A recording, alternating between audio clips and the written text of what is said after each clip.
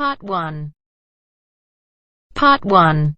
You will hear part of a telephone conversation between a job seeker and a recruitment agent.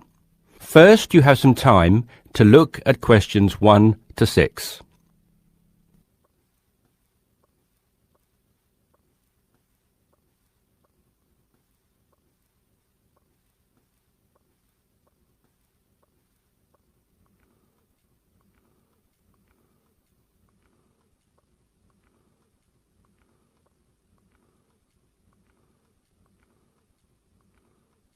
You should answer the questions as you listen because you will not hear the recording a second time. Listen carefully and answer questions 1 to 6. Yes, so that's Janet Thompson. Would you like me to spell it? If you wouldn't mind, thank you. Just the surname, please. No problem. It's Thompson. Great. Now, Janet, before we go through the openings I have here in front of me, might I just take a few more details to complete your profile on my system? Of course. What would you like to know? Well, let's start with your email address, please. OK, janthompson@hort.net. I see. Is that Jan as in Jan? No, that wasn't available. I had to make do with Jann. Here, let me spell it for you again, just to be sure. JANNTHOMPSON@hort.net. Much obliged. And could I ask, do you have your referee details to hand? Yes, what do you need? I need one work reference and one character reference from a friend or colleague. OK, for a work reference, there's Jane Foote. She's my former boss at Bermuda Girls' School, head of English. OK. My personal referee is Monica Carbody. Mon and I have been best friends since we met in Bermuda in 1991, when she was Deputy Head of English under Mrs. Foote. Perfect. And you mentioned, of course, that you're an English teacher, but are there any additional subjects you're qualified to teach? Yes, I have a diploma in special needs, and I can also do history to GCSE level. Very good.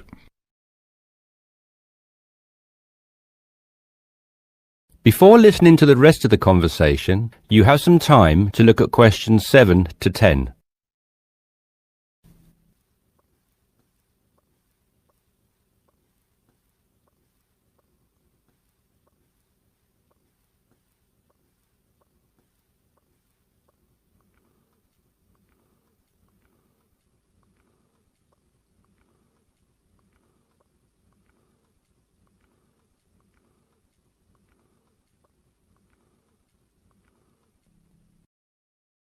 Now listen and answer questions 7 to 10. Do you think I stand a good chance of finding something? Oh, better than good. In fact, we have some positions we can offer you today. You see, it's not so difficult to find a temporary role. Tell you the truth, there are plenty of them around, but getting a permanent position will prove a little more trying, though. Would you be prepared to take up a position short-term? Of course, anything that pays. Excellent. Well, there are 3 positions that I can offer you right now. The first is a teacher of English in LaSalle School. I'm sure you know it, right in the city centre. Yes, near where I live, actually. Even better. Well, it's a 6-month contract, and the very attractive thing about this role is that the head of English at LaSalle will, if she's satisfied with your performance after 6 months, offer to make you a permanent member of staff. Wow, that's food for thought. It certainly is, bearing in mind what I said before about how hard it is to find a permanent role. The second position I have to offer you is in a school near Chelsea. It's called the Chelsea Free School. Are you familiar? I can't say that I've heard of it. Well, this contract is for 1 year, which is a lot better, looking at it from a short-term job security perspective, than the first role I mentioned. But you also have to realise that you are a temporary replacement for a female teacher who has taken maternity leave. There is no prospect of the position being made permanent. I see. I have one other vacancy at the minute, though I doubt you'll find it quite so appealing. It's situated in rural Cambridgeshire. I'll spell that just in case you want to take it down. CAMBRIDGESHIRE. And the school simply goes by the name Cambridge, though it's not in any way related to the other more well-known establishment of the same name. I was just going to ask that. What a lovely location, though, eh?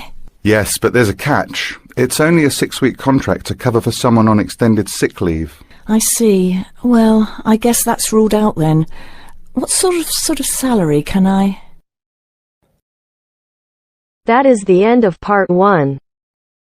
You now have half a minute to check your answers.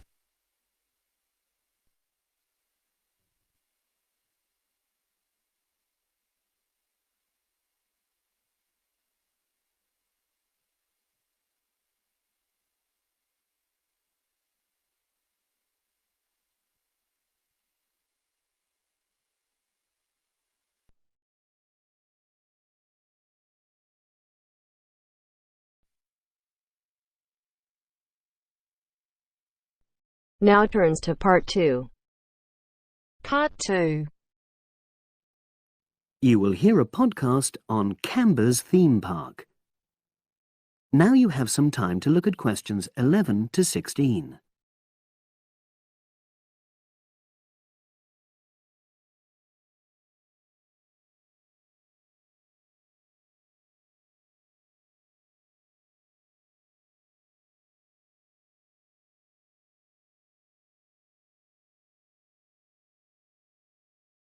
Now listen and answer questions 11 to 16. Welcome to Canberra's Park podcast. In the next few minutes, I'll tell you a little about the park and the amazing things we have to offer. We like to think that Canberra's offers more than other theme parks. Like them, we have a variety of exciting rides for people of all ages, but Canberra's also places strong emphasis on the educational experience for its visitors. Not boring facts, but lots of interactive exhibits. Although it's mainly an outdoor experience, we do have some indoor activities if the weather gets too dreadful. The park's got a lovely, well-established feel, set in 80 acres of beautiful countryside, about 3 miles south of the tourist resort of Dulchester. The park was set up in 1997 by the Canberra family, but then taken over by new owners in 2004, who have maintained the original vision of the Canberras.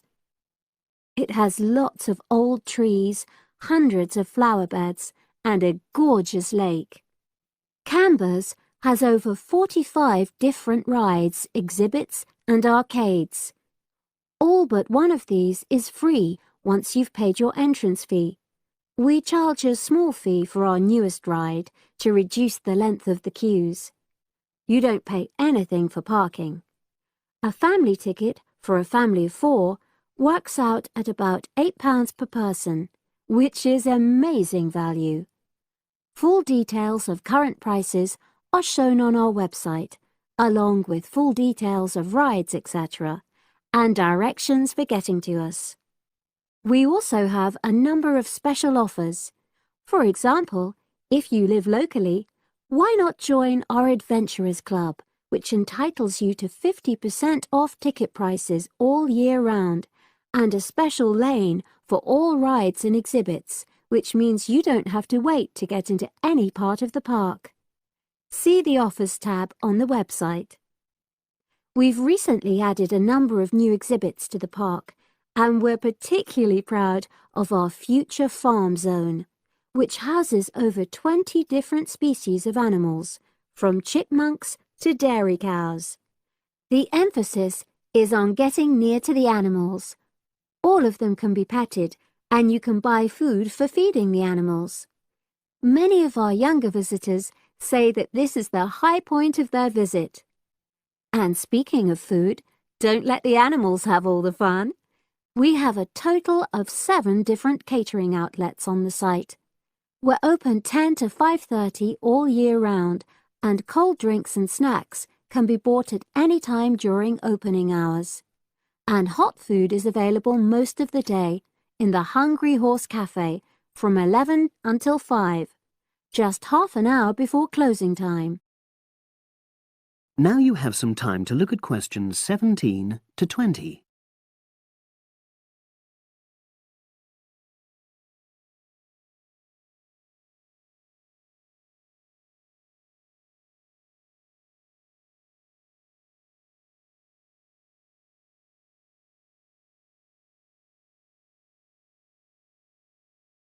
Now listen and answer questions 17 to 20. Now we want all our visitors to have an exciting time when they come to the park, but our first priority must be safety. Parents and guardians know their children's behaviour and capabilities, but here at the park we have set certain conditions for each of the rides to ensure that all visitors get the maximum enjoyment out of the experience and feel secure at all times. There are 4 major rides at the park. Our newest ride is the River Adventure, which is designed to reproduce the experience of whitewater rafting. No amount of protective clothing would make any difference, so only go on this ride if you're prepared to get wet. Children under 8 can go on this ride, but all under 16s must have an adult with them. Not all of our rides are designed for thrills and spills. Our Jungle Gym roller coaster is a gentler version of the classic Loop-the-Loop, specially created for whole family enjoyment, from the smallest children to elderly grandparents, suitable for all levels of disability and health conditions. Carriages have comfortable seating for up to 8 people with safety belts for each passenger, which must be worn at all times. Sit back and enjoy the scenery. One of the best established and most popular of Canberra's rides is the massive swoop slide. Whiz down the polished vertical slide 9 meters in height and scream to your heart's content. There are no age or height restrictions. Be careful though, you must have on long trousers so you won't get any speed burns. And then there's the famous Zip Go-Kart Stadium with 16 karts, 8 for single drivers and 8 for kids preferring to ride along with mum, dad or carer. Take part in high-speed races in our specially designed Formula 1 style karts, but no bumping other karts, please.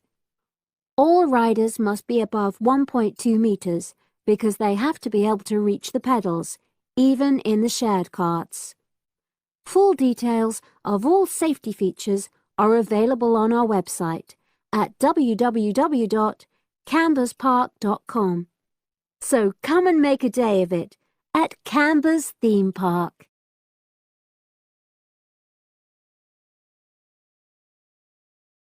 That is the end of part 2.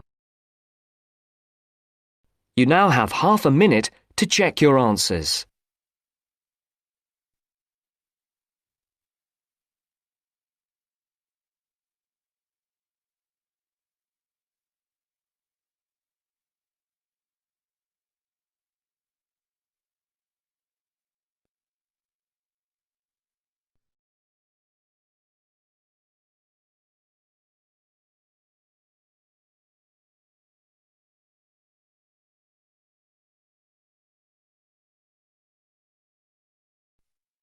Now turns to part 3.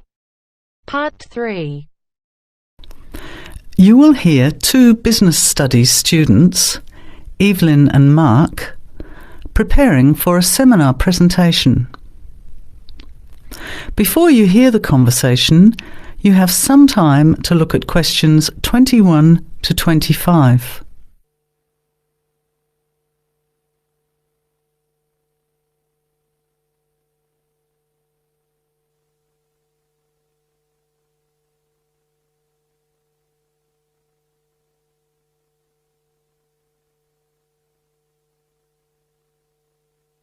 Well, I think the marketing of food would be a good topic. I read a very interesting article the other day about the Canadian food market. I suppose everybody's interested in food, even if it's trying not to eat. Why Canada? I know that's where you come from, but isn't it just all North America really? No, that's why I thought this article was interesting. Although lots of US companies are well established in Canada, and vice versa, there are still subtle differences between the 2 markets. It says here, the Canadian market is definitely not a northern clone of the US. I like that. And it says that if you understand these differences, It can have a big impact on successful food marketing.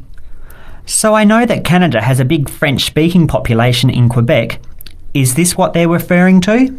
Not only French and English speakers, there are many different ethnic groups in Canada. It's really quite multicultural.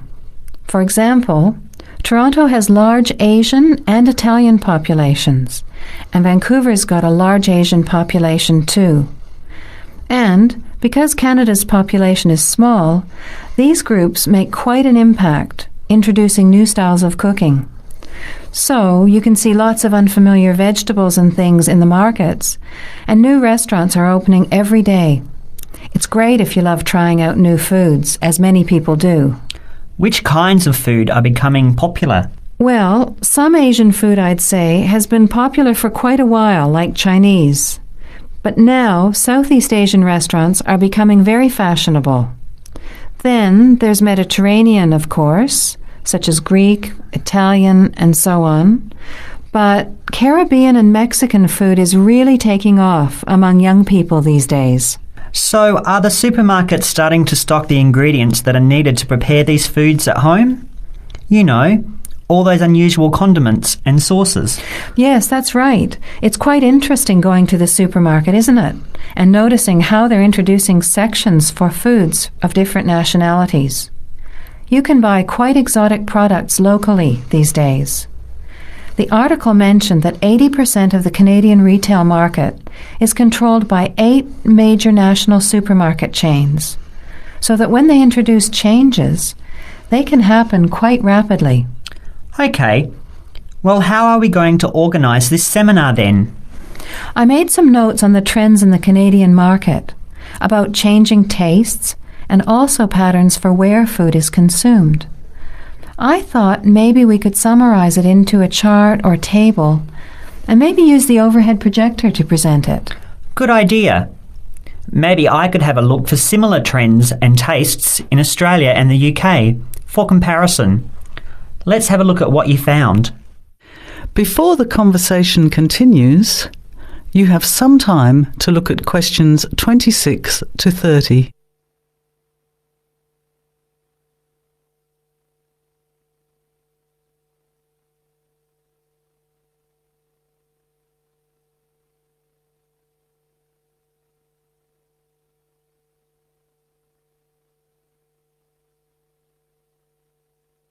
Now, as the conversation continues, answer questions 26 to 30.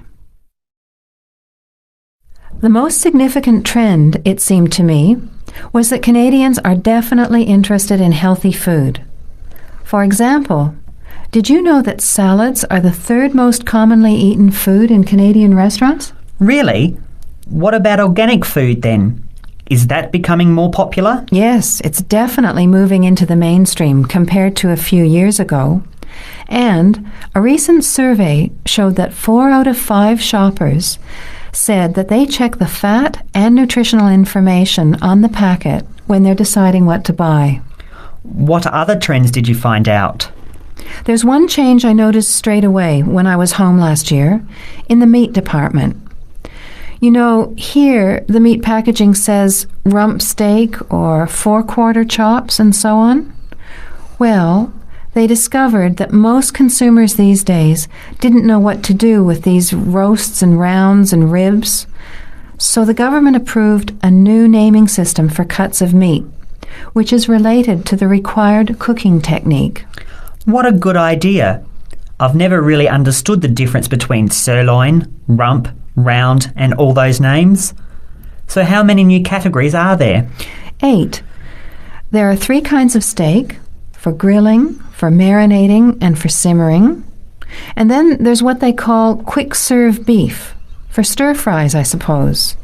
And premium oven roast, pot roast, and stewing beef. It's a great idea, isn't it? I hope it catches on here. I agree. Any other trends that you thought were significant? Well, what's really interesting is what the article called mobile meals. In other words, more and more Canadians are eating meals away from home, but not just eating more junk food. They're projecting a 40% increase in snack food sales over the next 3 years. and the growth is coming from healthy snacks. You know, the ones that have less cholesterol and fat, such as muesli bars, health food bars, and those types of products. Apparently, in the food marketing jargon, they're called nutritious portable foods, which means healthy snacks. The other major trend is that young people are doing more of the food shopping these days, so marketing has to be aimed more at them, as well as more conventionally at the mother. Thanks, Evelyn. I think we'll have an interesting discussion about these trends and the comparisons with other English-speaking countries. I'll see if I can get some information about them to compare with yours, and meet you on Friday to put it together. See you then. Bye. That is the end of part 3. You now have half a minute to check your answers.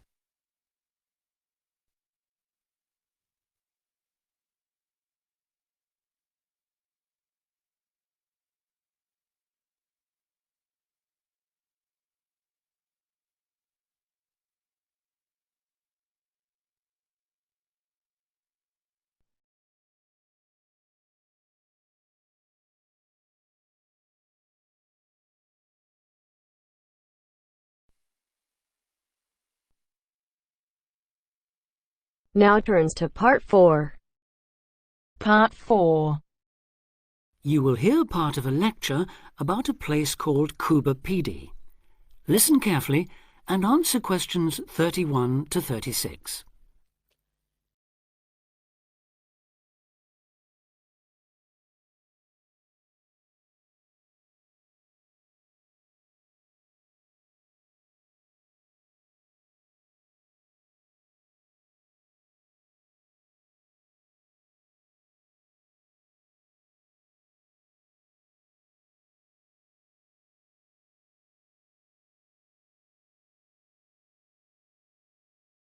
Listen carefully and answer questions 31 to 36.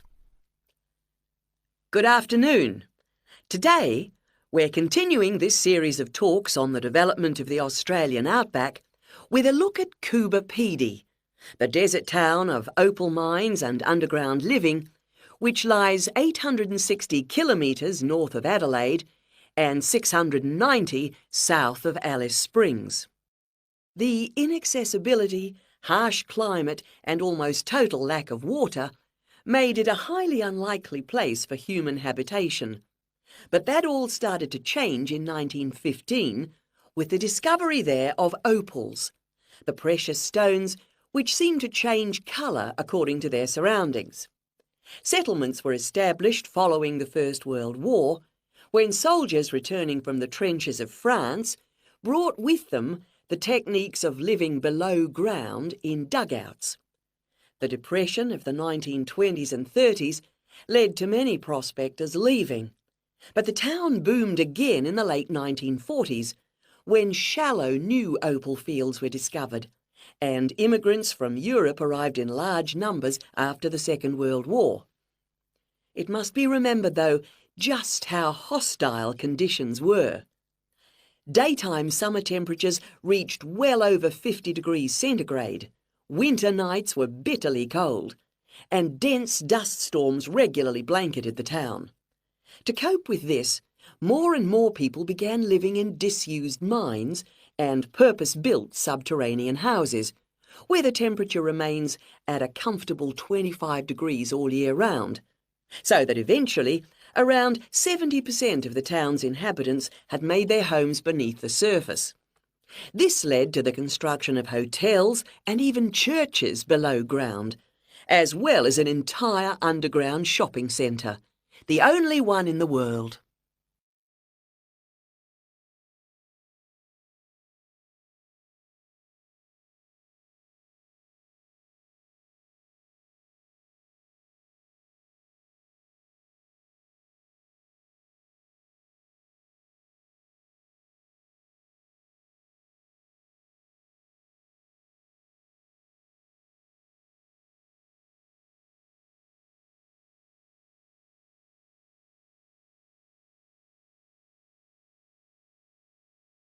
Now answer questions 37 to 40.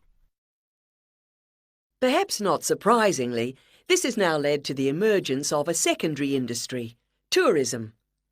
Increasing numbers of visitors come to see the tunnels and the caves with their ventilation shafts, the weird machines lying about in the town, and, just beyond it in the scorched red desert, the conical hills thrown up by the world's biggest opal mines.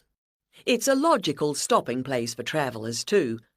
The nearest town to Coober Pedy is Woomera, in the prohibited area once used for launching space rockets. But even that is an enormous distance away.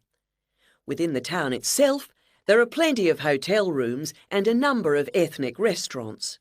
Remember that Coober Pedy is one of the most multicultural places in Australia, with an estimated 45 nationalities represented, and its very own Opal Museum. A short distance from town, there's a section of the enormous barrier that runs thousands of kilometres across the country. The dingo fence, which is meant to keep these predatory wild dogs out of the sheep farming areas.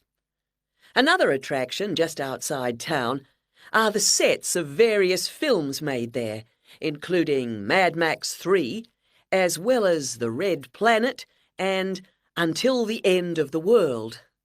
Names that reflect the harshness of the terrain and temperatures there. The name Coober Pedy, incidentally, comes from an Aboriginal expression meaning white man's hole in the ground. Next, I'd like to go on to talk about Broken Hill, another mining town, but one that...